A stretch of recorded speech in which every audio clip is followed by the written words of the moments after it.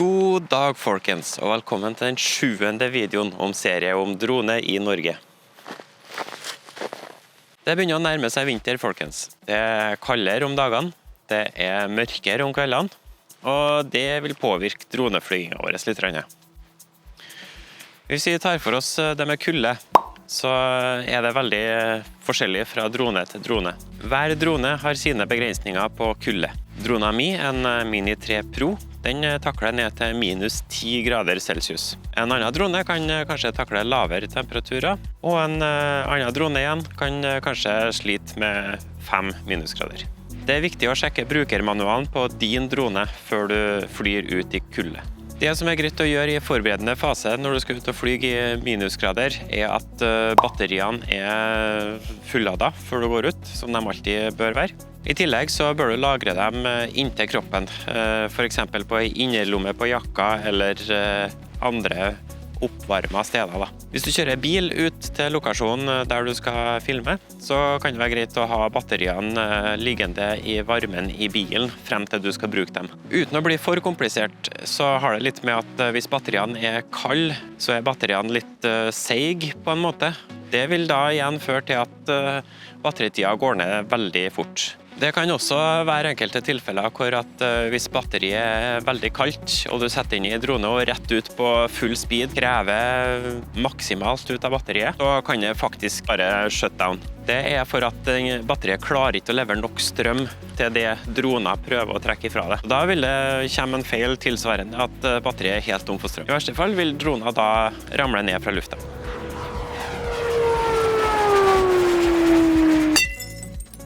Et annet tips til å fly drone i kulde er det jeg har på meg her. Det er gode handsker med touchfingre. Det hjelper på veldig når at man skal begynne å trykke på kontrolleren hvis fingrene er iskalde.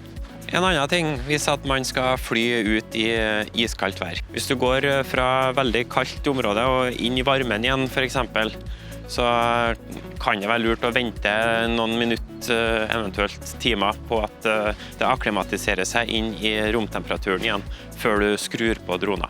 Kondens kan ødelegge komponentene inni, og det vil vi jo selvfølgelig helst unngå. Derfor, hvis du kommer inn etter å ha vært ute og flydd i ganske lang periode ut i -10 grader, så åpne gjerne kamerabag eller dronesekk eller hva enn du har, og la varmen komme til gradvis. Ikke begynne å sette droner opp på vedovnen for eksempel, eller inntil panelovnen for å få varmet opp den fortest mulig og få den romtemperert, men la det ta den tida det tar. Hvis den er iskald, så ikke kjør på og krev maksimalt av droner, men ta det litt rolig, varme opp batteriet som står i drona. Så bør du i tillegg tenke på at batteritida går ned veldig hvis at du pusher et kaldt batteri. Så beregn litt ekstra batteritid når du skal fly tilbake til utgangspunktet ditt igjen når du er ferdig med operasjonen. Det var litt om kulde.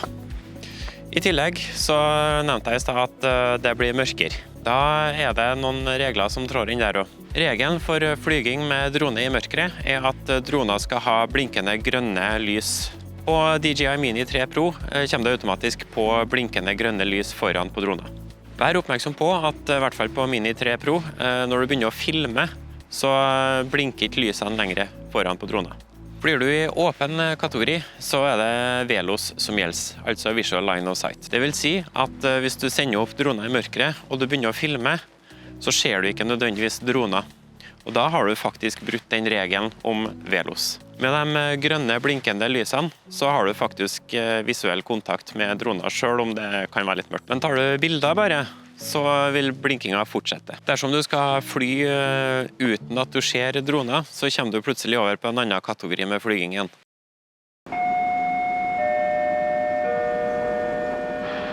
Vær oppmerksom på at de optiske sensorene skrur seg av når det blir mørkt.